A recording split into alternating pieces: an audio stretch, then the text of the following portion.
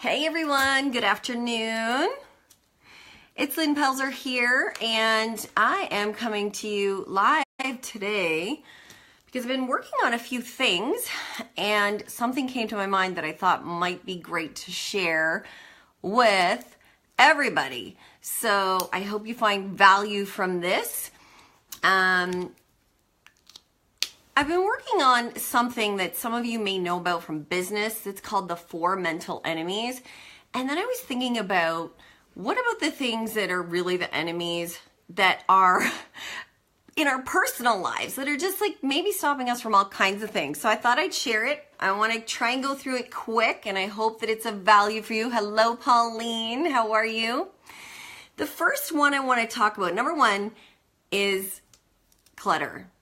I am not the expert to share with you how to reduce your clutter. You know, you can find all kinds of this stuff through YouTube. You probably know people through Facebook here, even that are experts about clutter. But what I just wanted to say is, think about this. When you have physical clutter, meaning your car, your desk, your house, your bedroom even, just cluttery zones, junk drawers, all that kind of stuff. Does it overwhelm you? Does it clutter your mind? Does it waste your time? Are you constantly looking for things because you've got too much? It really is a big deal for many of us, and for some of us, we're just like busy on the go all the time, and you just don't have those extra 2 minutes to be searching for something, or to have your mind cluttered with the thought of all the things that you haven't gotten to yet that are just making a mess around your place. So I don't know, find a way to work through that, or maybe make this a priority for 2018. It's really a big deal. It really can change things up. You know, donate, get rid of. I just was chatting with one of my girlfriends today about something another girlfriend mentioned yesterday. Capsule wardrobes. You know, we're talking minimalist stuff. Hey, Deborah. And it's, you know, capsule wardrobe is where, if you don't know about it, it's one of those things where you only have like 30 or 35 items per season, and they all work together, and you just don't have so much clutter in your closet to figure out. That sounds really good to me. And since I wear a lot of black and white, maybe it might work.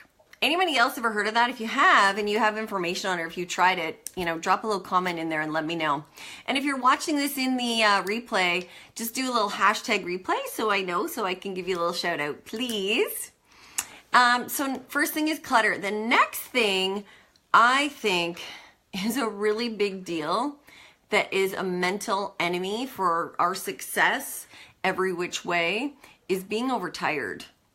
And I don't mean just overworked and overtired. I mean actually not getting enough sleep or enough quality sleep. I've been tracking it with my Fitbit for a while to see, you know, where I'm sleeping well, where I'm not, things that might influence it, because I want to be my best, and I know that I need to get good sleep. And seriously, I think every one of us knows that we need to be getting into bed by at least 11 o'clock at night. You know, some of you have to get up super early in the morning, and you got to get to bed even earlier than that. But, you know, think about your sleep, because your mind is not functioning well if you're too tired. And I don't know about you, but if I don't feel sharp and I'm making mistakes, it kind of takes a little blow to my confidence, right? So I'm not as successful in things that I'm trying to do during the day. So, hey, Pauline. I see you there. Hey, Tracy. So number 1 was clutter creates overwhelm. Number 2 is being tired, overtired. And number 3 is a one that we've probably talked about before, which is comparison. And I just want to address a little bit of this, because comparison is the thief of joy, I think somebody said. And it so is. I mean, you guys may be watching things, social media in general. It's crazy, is it not? It's crazy. The level of perfection, the level of everybody's so amazing and perfect and wonderful. Hey, I love posting inspirational things and positive things, and it keeps me focused in that direction. But truly, we cannot, if you hear that, that's Tika. Tika, the adorable dog. She's in my office here today with me. Hey, Martin, are you saying it's crazy about the comparison and just this level of crazy perfection? I mean, I'm thinking about when I was a kid, so we're going back just a little while, but when I was a kid, I don't think we had this crazy perfection around every social event that we had. You know, how we look and how we present our meal and our house being absolutely perfect all the time. Like, it just seems like it's gotten higher and higher and higher. Hey, Linda. I just think it's too much. But the thing is, you see the glory, but you don't know the story. If you've heard that phrase before. For some people, that's totally achievable for every day because what they have on their plate. And for some people, it's not. So we cannot compare our lives to anyone else's. We can't compare our success. We can't compare, how our kids are. We can't compare our business, our income, our how we look. We can't compare it to anyone else. We were all born with different gifts. We all have a different life. It's silly, but it is so easy to do. And I just want to say, check that and see if that's an area that might be holding you back on some things and causing you being one of your mental enemies. Hey, Michelle. Hope to see you when I'm down in Fort Myers soon. 23 more days, I think. I'm counting. Who's counting? The last one I want to say is, I don't know, some of you might not like this one, but it's expecting too much. And I think what I really find is that people like to help people expecting something in return. That saying, after all I did for so-and-so, that should not, to me, that should not be in anyone's vocabulary, okay? Or it shouldn't be a phrase that they use, I should say, because you do for other people because you want to give. You want to. Sometimes we feel guilted into doing things for people, but if you say yes, then it's on you, right? It's not up to, if I help you, then you have to help me. Or if I did this, you have to do that. Or, expecting anything. You know what? We're just let down a lot if we have all these expectations. Do you agree?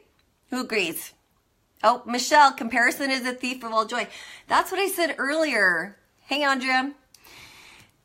It's so true because if we're expecting people to do what we do, well, maybe we don't do a lot and maybe that's not a high expectation. But for a lot of times, we're expecting people to be the same as us. And I know it happens to me too. I think, wow, I'm always on time. Actually, I'm not. I'm almost always on time. I'm pretty darn close to being on time or a couple minutes early. But if you are a person who shows up regularly and other people don't, you cannot expect that they are going to do that. It's just not a skill of theirs.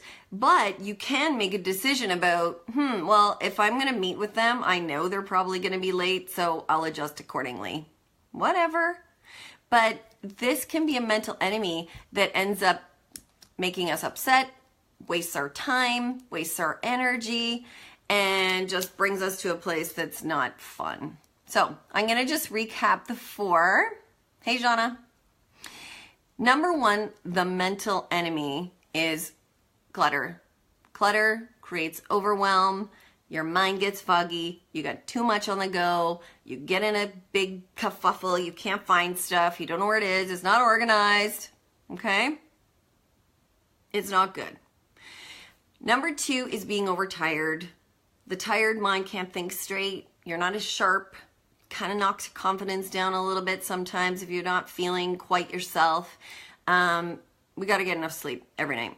Comparison, the thief of all joy. We are not built the same. We do not have the same life. I may be on chapter 5 and you're on chapter 20 of your story, right? So I'm just not there yet. I can't compare myself to, some other people that are so wildly successful, or they're amazing parents because, they're on child number 3. They've got it figured out, or they perhaps had, great role models. We can't compare about that. Can't compare ourselves on social media. It's crazy. And I know it's almost impossible not to have that moment of wanting to do it. Hey, Melanie. Hey, Tracy. But it really is an enemy to our mind, okay? And the last one is expecting too much. Stop expecting people to be who you want them to be, honestly. Stop expecting people to be like you. That's what I struggle with, honestly. I think if I can do it, you can too, and that's wrong. I'm gonna just say that. I'm just admitting it, it's wrong. Meet people where they're at. Don't expect them to do certain things, and then you won't be disappointed. You'll just be appreciative and grateful for what they do. All right, so guys, I just had that on my heart to share that as I was thinking through all this stuff today, working through another project, which brought me to this. If it's valuable at all, please go ahead and share or tag someone that you think might find this valuable. I really appreciate all of you, and I am excited to speak with you more in the next few weeks about some stuff we've been working on. Oh, Martin, be who you are. It's your brand. Never distort your brand. I love that. I just actually completed a branding video for my team yesterday, and it is all about that. Your brand seems to be this big, what is that? What is that? How do I create a brand? I'm just me. That's the brand. You are just you. You are just you. And you're going to attract the same kind of people to you. And that's who you want to attract to you for your business, for your life, for everything. So, guys, with that, I want to say have a great afternoon, a great evening, and I'll talk to you later. Bye.